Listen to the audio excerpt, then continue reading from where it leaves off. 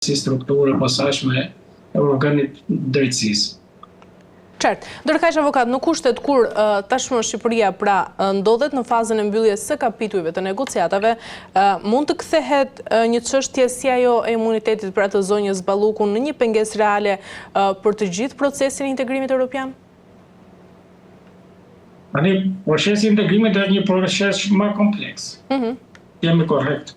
Por natyrisht kjo do të jetë një çështje e sensitive me ndjeshmëri edhe në Parlamentin Evropian. Ju keni monitoruar edhe vizitën që ka pas lideri opozitës doktor Sali Berisha në Këshillin e Evropës dhe qëndrimin që ka mbajtur Këshilli i Evropës.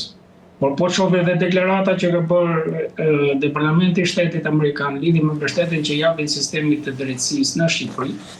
Do të thotë se indirekt, sepse deklaratat janë normalisht diplomatike, do të thotë që kjo çështje është shumë sensitive dhe ka të bëjë drejt për drejt dhe prek drejt për drejt sistemin e korrupsionit në Shqipëri, trafiqeve të drogës, pastrimin e parave, që janë fenomene jo vetëm shqiptare, por janë me përmasa ndërkombëtare.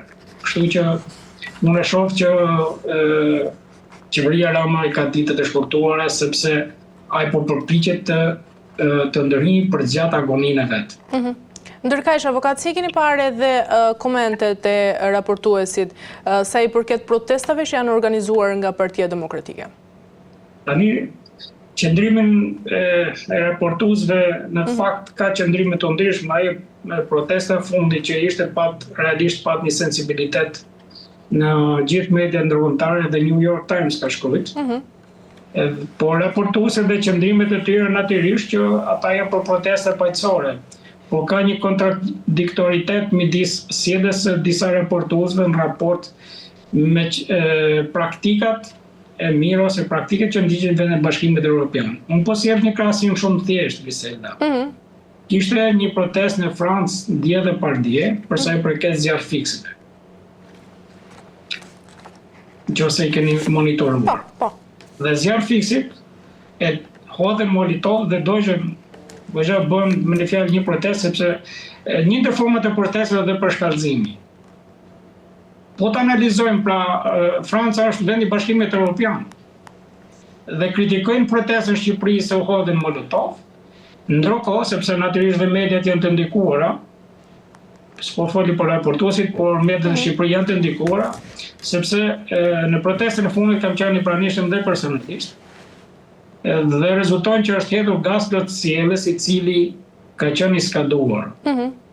I kam pasmbaruar fati dhe unë personalisht nëse do isha në cilësinë e një përfaqësuesi të organeve të ndjekjes penale, unë do të hapja një proces penal pasi kemi të bëjmë me një vepër penale të vrasjes të mbetur negativ në rrethana cilësuese. Se hedh lëndë helmuese kimike e cila për shkak të skadimit sa kthehet pra në helm. Dhe ju keni parë protestues, keni parë dhe njerëz të cilët kanë mësuar dëmtime shumë të rënda. Kanë shumë afër dhe kanë bërë dhe një video bile në momentin që ka ndodhur hedhja e këtyre fishekzarëve molotov çfarë quhen. Nuk ka pas asnjë të dëmtuar nga punonjësit e policisë, asnjë nga protestuesit nuk ka kaluar vijen kufizuese midis vendit ku ishte autorizuar protesta me institucionin siç ishte kryeministria dhe në mënyrë disproporcionale është hedhur gazi ndasjes dhe uju në rastin konkret, sepse asnjë nuk është sulmuar nga punonjësit e policisë.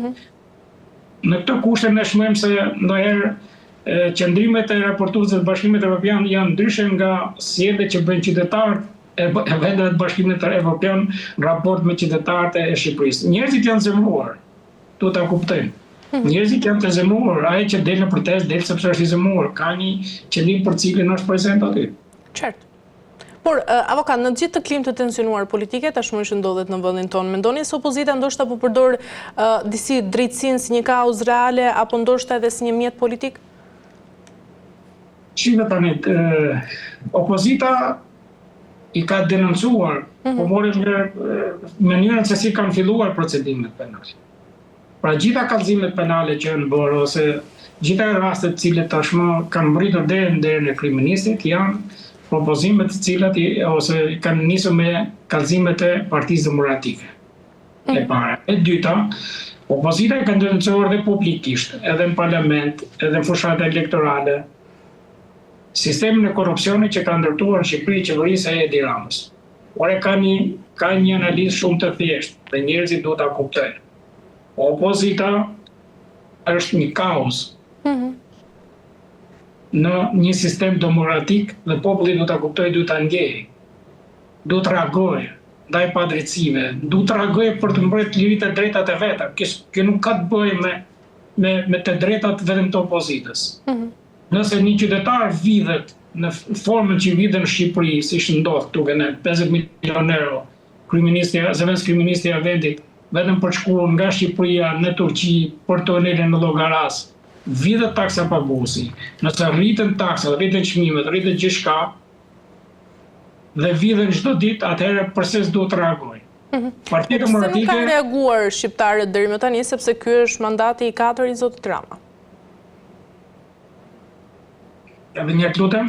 Pse nuk kanë reaguar avokatët shqiptarët deri më tani pasi ky është mandati i 4 i Zotit Rama, pra nuk është mandati i parë? Tani protestat janë zhvilluar, nuk është se janë zhvilluar. Dhe ju keni monitoruar, protestat kanë qenë protesta shumë të mëdha, ka pas reagime, por duhet marrim në konsiderat edhe dy faktorë tjerë. E para ka humbur besimi i njerëzve sepse Edi Rama është kthyer në mit. Është kthyer jo një sistem narkodiktatorial, si e quhet opozita, por kthyer në një mit i cili e mendojnë se nuk bie kurrë nga pushteti. Dhe së dyti, do të marrim dhe faktor demografik. Rezulton se për shkak politikave qeverisë Rama, rreth 1 milion shqiptarë janë larguar nga vendi. Dhe kanë ngelur brezitet. Dhe fenomeni i tretë është sepse nga 100 në mos gaboj 25.000 punësuar që ka pas në vitin 2013, sipas të dhënave statistikore janë 213.000 sot të punësuar në sektorin publik, të cilët paguhen, pra kemi 1 milion qytetarë më pak për shkak të shpopullimit dhe kemi një rritje rreth 100.000 punonjës të administratës publike që paguhen me taksa paguesit. Dhe dalin ta për të hequr rrogat e tyre. Qartë. Mirë, avokat, për të mbyllur për shkak se jemi në fund, pra duke marrë të gjitha pritshmëritë e qytetarëve për barazi para ligjit, pra ato që thamë edhe më herët që të gjithë jemi të barabartë para ligjit, jemi realisht më afër një drejtësie ndoshta që nuk njeh pushtet apo ende jemi në fazë prove, do të thuaj. Strukturat e posaçme e kanë kaluar fazën e presioneve fillestare, që kemi parë. Pra qoftë pushteti legjislativ, qoftë ekzekutiv, ka një konsolidim në veprimtarinë e tyre. Natyrisht, presioni është shumë i madh, thash është presioni ndërkombëtar që i ka mbështetur dhe vazhdon të mbështeti pa kushte, sidomos po ta them Departamenti Amerikan i Shtetit dhe siç janë DEA e strukturat e posaçme që luftojnë krimet dhe trafiqin ndërkombëtar. Por nga ana tjetër mendoj se edhe për shkak të krijimit të praktikave, qoftë hetimore, qoftë gjyqësore, tashmë kemi një konsolidim të këtyre strukturave dhe çfarëdo lloj qëndrimi që të mbaj, po e them edhe një herë, çfarëdo lloj qëndrimi që të mbaj Edi Rama, qeverisja e tij lidhje me çështjet e imunitetit të zonjës Balluku, apo me çështjen e sepse akoma nuk ka zëvendësuar as drejtori. Drejtorët janë në burg dhe vazhdon të mbaj me nëndrejtor me komandime. Dhe çështja e Akshit është një çështje shumë e nxehtë, se çështja e Ballukut janë pre bilete, po të them këtu nga ana juridike. Jashtë pre bilete janë siguruar prova të plota që nuk ka qeverisje që e mban as parlament, as kryeministri, në fund drejtësia të veprojë. Dhe këtë vendimarrje, unë po ju sjell për analogji. U bën të njëjtat mekanizme, u vënë presionin, nëse ju kujtohet, për çështjen Tahiri Rama. Qartë, po. Dhe në fund u dha vendimarrje dhe vetë Tahiri përfundoi në burg. Kështu që unë jam besim plot që sistemi, në fund fundit, sistemi